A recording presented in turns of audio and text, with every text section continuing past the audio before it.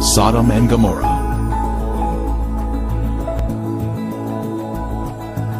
You may order a copy of this program through arcdiscovery.com. See arcdiscovery.com to become a direct seller of this DVD.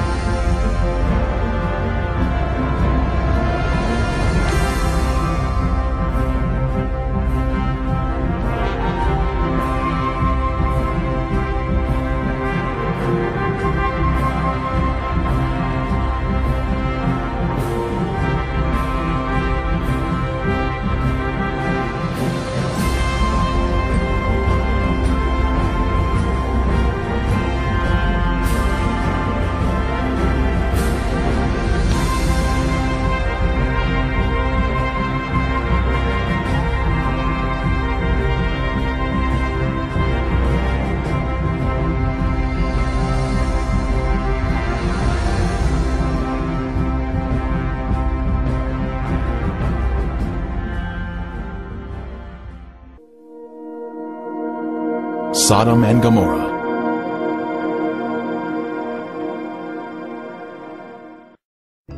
When the morning dawned, the angels urged Lot to hurry, saying, "Arise, take your wife and your 2 daughters, who are here, lest you be consumed in the punishment of the city." Lot, his wife and daughters, all fled from the terrible destruction of Sodom. Likewise as it was also in the days of Lot, they ate, they drank, they bought, they sold, they planted, they built. But on the day that Lot went out of Sodom, it rained fire and brimstone from heaven, and destroyed them all.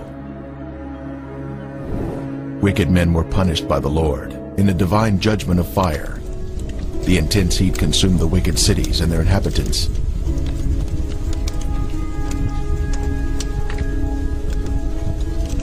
But Lot's wife looked back toward her beloved Sodom, violating the angel's command, and was thus turned into a pillar of salt. Turning the cities of Sodom and Gomorrah into ashes, condemned them to destruction, making them an example of those who afterward would live ungodly. This is a visible example that is mentioned here. The Bible tells us the cities were in the plain of Jordan, which is the area surrounding the Dead Sea, and it was once a beautiful, lush area. At 1,300 feet below sea level, this is the lowest place on earth, a very hot and desolate region that was cursed by God because of the sins of the people. Sodom had pride, fullness of food, and abundance of idleness. Neither did she strengthen the hand of the poor and needy. And they were haughty and committed abominations before me. Flavius Josephus, the first-century Jewish historian, tells us, "There are still the remainders of that divine fire, and the traces of the 5 cities are still to be seen." Popular thought has it that the cities were later covered by the waters of the Dead Sea, but if Josephus could see the cities in his day, then we should be able to view them also, as the water level has, if anything, receded since his time. And the border of the Canaanites was from Sidon, as you go toward Gerar, as far as Gaza, then as you go toward Sodom, Gomorrah, Admah, and Zeboim, as far as Lasha. The biblical description tells us the cities were spread out, forming a line along the Canaanite border, not grouped together in one area, as some may think. Driving along the coastal highway of the Dead Sea in Israel, one can soon see peculiar formations that are of a lighter color than the surrounding terrain. These are the Ashen cities, destroyed by the wrath of God. These cities were consumed by intense flames, a supernatural heat that was directed by the hand of God. Today there is ash that is of lighter color than the surrounding mountains and terrain. As mentioned in the Bible, this is a desolate area where nothing grows.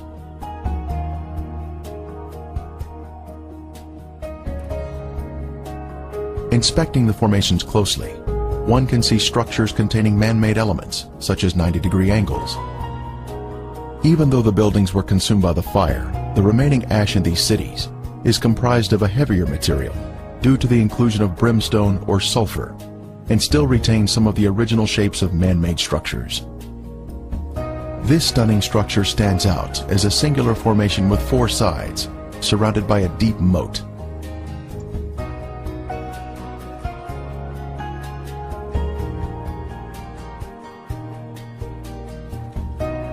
We move in closer to inspect the unusual features evident on the side of the formation.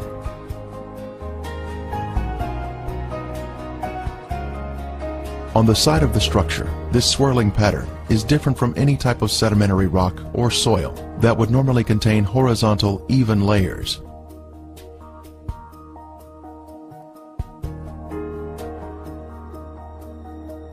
These swirling designs were also seen in other ashen formations in the cities. This is evidence of extreme heat, up to 6,000 degrees Fahrenheit, where thermal ionization occurs, when the electrons repel and attract, forming these unusual swirling designs.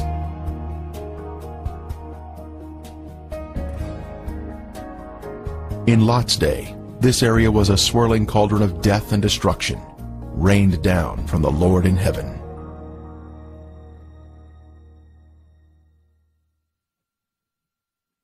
Strange anomalies can be seen here, such as these fragile layers of material which disintegrate when touched. The limestone buildings in the cities of Sodom and Gomorrah were totally transformed into ash by the consuming fire of the Lord. Evidence of this destruction is revealed in the white gypsum anomalies in the area, including unusual shapes of chalk-like material, which is not found in other parts of the country.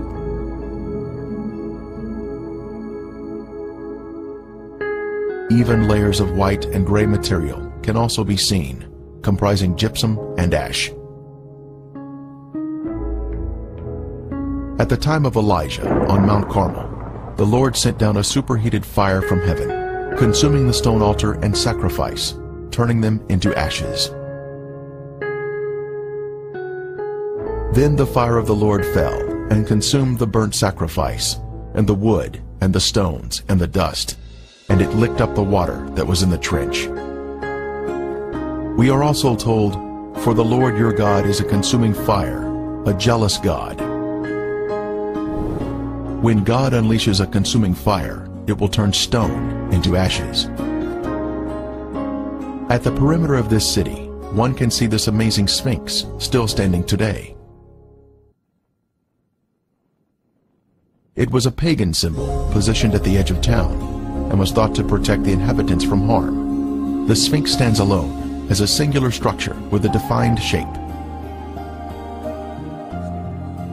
This particular Sphinx has an obvious demarcation between its base and the soil below it, another sign of a man-made structure placed on top of the soil. Later, we will see another Sphinx.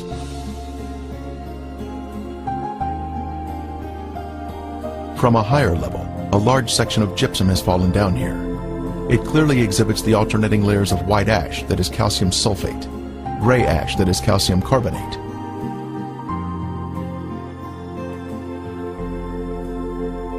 One can also find loose or powdery ash that is quite thick and has been deposited next to the formations. The ash is made up of calcium carbonate and calcium sulfate, which comes from the limestone buildings and the brimstone mixing together during the fire. In the formations themselves, some material can be gently raked off the surface with the slightest touch.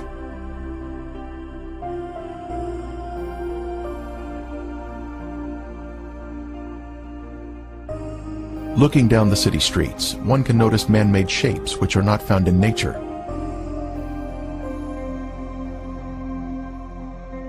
Here we see a building with square sides or 90-degree angles.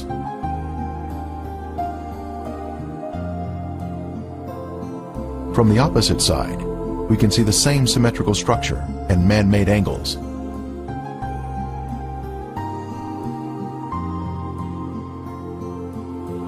We can see the remains of walls that extended outward at 90-degree angles from the main structure.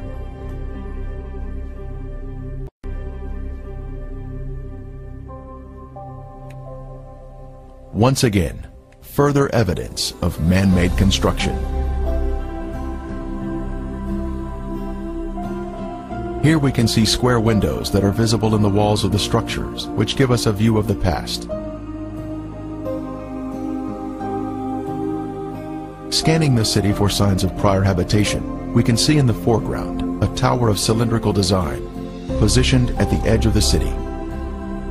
The remains have suffered greatly during 3,500 years of wind and rain erosion. Even still, there is the appearance here of streets and man-made structures.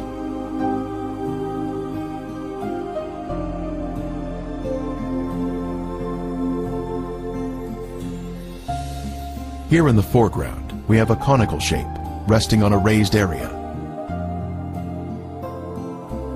A short distance away, we see another similar shape.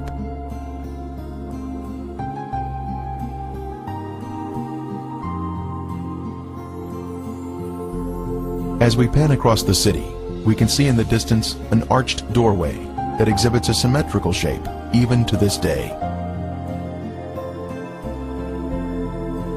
The whole land is brimstone, salt and burning.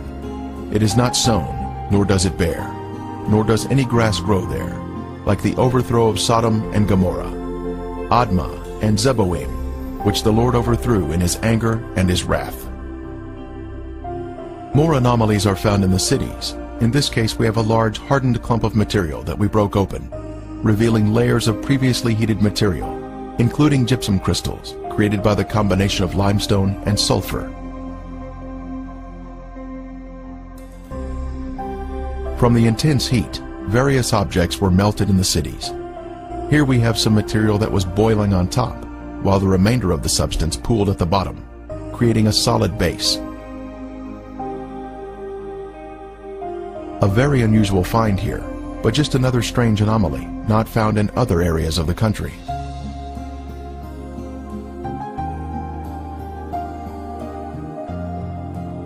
Here is another example of some type of substance that was melted from the extreme heat that God rained down from above.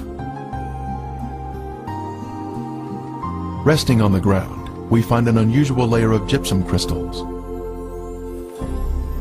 Underneath the crystals is a layer of white gypsum, then gray ash, all of which was created by the great conflagration of heat, which consumed these sinful cities along the Dead Sea.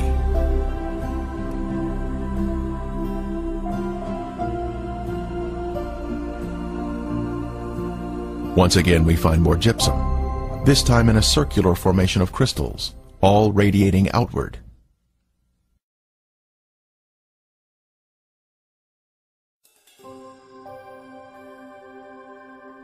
Then the Lord rained brimstone and fire on Sodom and Gomorrah, from the Lord out of the heavens.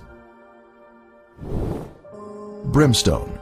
Our first sample was found here, having been washed down from a higher location. This is the heavenly marker left behind, which proves the sites to be the real Sodom and Gomorrah. Ron Wyatt was the original discoverer of these cities in 1989, and he now describes the brimstone found here. Okay, we're down at Sodom and Gomorrah still. Right in front of you see some unusual looking spots on this. Shows a layer of ash. It's not stone, it's ash. Now we'll move in for a close-up of this. And you can see that they're kind of circular shaped places. Now what we have found, and we'll move in a little closer here, is that inside each of these is sulfur. That is in most of them. Now the ones that do not have sulfur in them, and this one we just took a bunch of sulfur out and put it in our specimen bag. But the ones that don't have sulfur have a very black center where they have where it's been very hot. So now we'll move in on this one where there is some sulfur still present, and back off just enough so you can see what we're up to here, and we'll go collect that sample in a bag.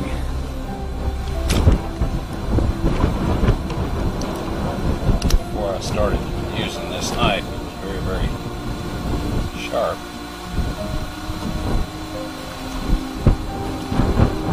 Okay, here this is, and we have collected some more, and it smells and tastes like sulfur. Now the Bible tells us that it rained fire and brimstone upon the cities of Sodom and Gomorrah. Now what you see in front of you here is the results of large and small, well, varying sized chunks of sulfur, burning sulfur that have hit. And what we find here is that God rained this burning sulfur down upon this city, and rain is a perfect description of it. It landed just in the pattern that rain would fall, and the stuff, of course, the accumulative heat of all of this upon the city set the entire thing ablaze. The flashpoint of every material there, metal, stone, of course the people, and everything burned, and this sulfur continued to burn, and it vitrified the material around it. After it had burned it all up, sealed itself off from the oxygen, and then of course smothered itself out. And in each of these little crystalline capsules here is a varying size chunk of sulfur, and there are millions of these in these ashes that we have here. Now some of them we have cracked open so you can see the sulfur inside, and others we have left intact, but there are millions of these here. So this shows that God indeed rained fire and brimstone upon these cities. And if you look in your dictionary under brimstone, you'll find that it is sulfur. A piece of the brimstone from the cities was lit at night, and soon there was a beautiful blue flame produced by the burning sulfur. A very strong aroma of sulfur filled the air, and was overpowering if one directly breathes the fumes.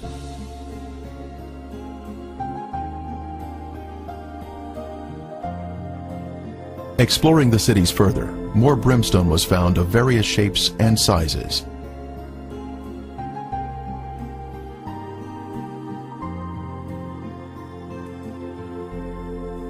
Several samples had been washed down to areas below and were added to our growing collection.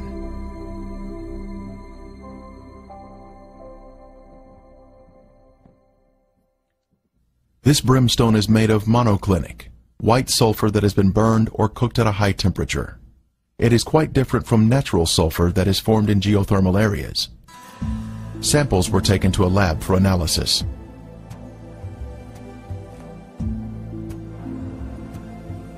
Each specimen was carefully separated and prepared for testing, with the outer portion cast aside.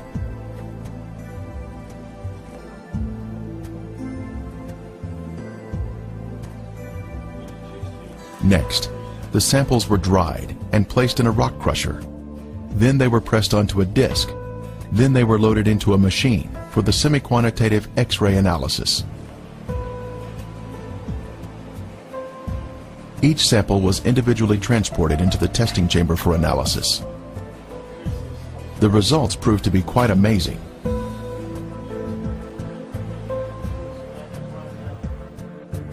As the samples were found to be 98% pure sulfur, unlike any other sulfur found on Earth. This pure, cooked sulfur is the heavenly marker that was left behind to show the world that the Lord, without a doubt, destroyed these sinful cities at His command. Critics destroyed these sinful cities at His command. Critics have said that the sulfur is from volcanic activity, but that type of rhombic sulfur is only 40% sulfur and is of a crystalline form, unlike the white, compacted monoclinic form that is found in the ashen cities today. Here is a round piece of brimstone embedded in a section of ash.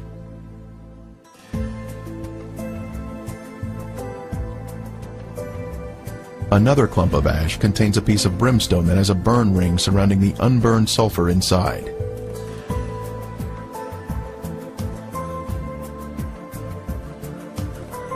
This mound of material has a lid that easily comes off, revealing the round nugget of brimstone inside.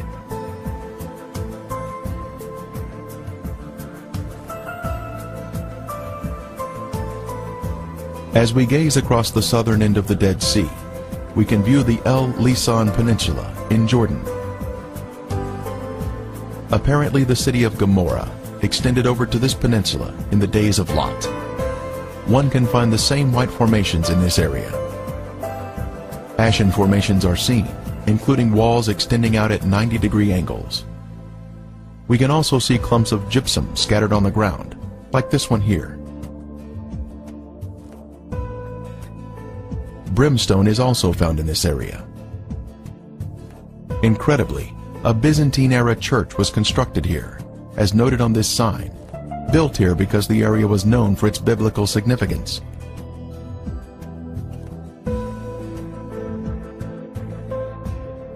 Back over at Gomorrah proper, we can see white, ashen worship structures built atop an acropolis or high place.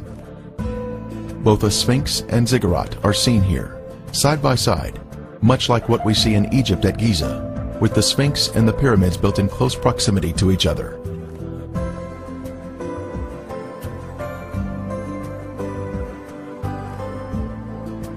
While inspecting Gomorrah, other visitors arrived to view the unusual formations. The Sphinx is made of a white material, whiter than the ash surrounding it. Perhaps it was built of more expensive components and dedicated to their pagan gods. The Sphinx represented a god of protection, but even it was consumed in the flames. It is approximately 30 feet long and is quite impressive, both in its shape and size. Resting near it is the ziggurat, symmetrical in shape and also comprised of a special white material. Here we can see a ziggurat standing next to a symmetrical tower. Next, we can see an arched door between two pillars, and once again, another arched door. As we scan across the city, our eye notices a raised white formation in the distance.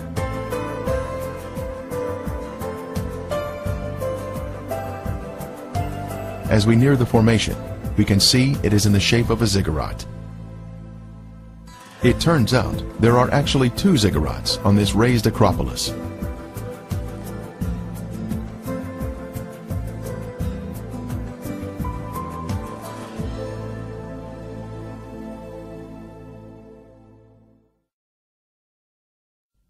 As we stood next to one of the ziggurats, our team found perfect specimens of melted brimstone, where the liquid from the burning sulfur had cooled down, forming a hard, crystalline shell around the unburned sulfur that was hidden inside.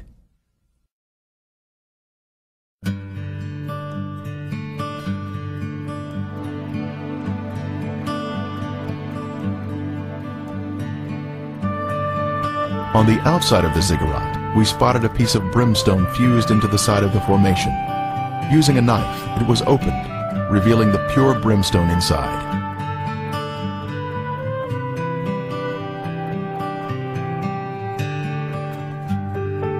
Resting on a ledge of the ziggurat, we see another sample of brimstone that was opened with a knife, once again revealing the pure sulfur inside.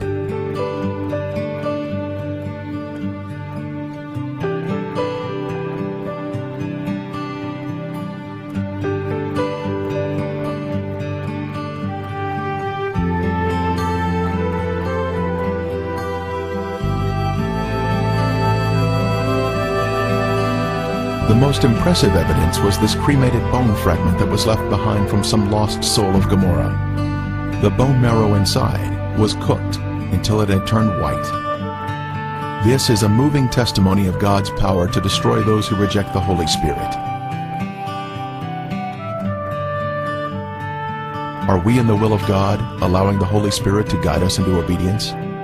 Or are we part of the rebellious and lost? There is a future event mentioned in Revelation, but the cowardly, unbelieving, abominable, murderers, sexually immoral, sorcerers, idolaters, and all liars shall have their part in the lake which burns with fire and brimstone, which is the second death. The day is coming, burning like an oven, and all the proud, yes, all who do wickedly, will be stubble. And the day which is coming shall burn them up. The surface of the earth will be as a lake of fire, with all unrepentant sinners being consumed by fire and brimstone, just as Sodom and Gomorrah were destroyed.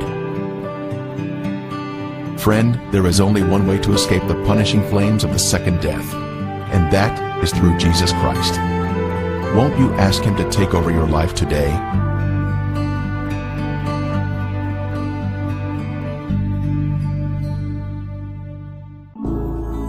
Revealing God's treasure.